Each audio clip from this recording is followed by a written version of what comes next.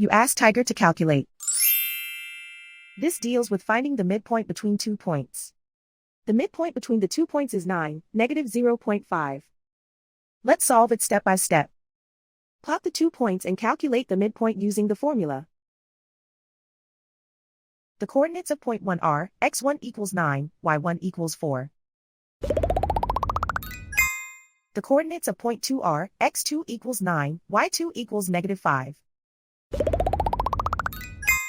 PM represents the midpoint of the 2 points.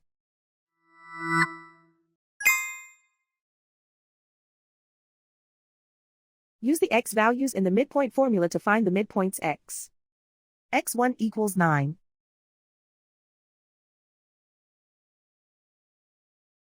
x2 equals 9.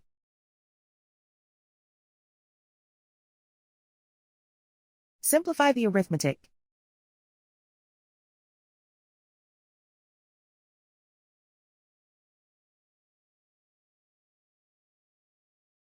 Use the y values in the midpoint formula to find the midpoints y.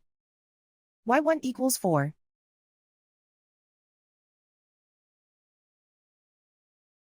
y2 equals -5. Simplify the arithmetic.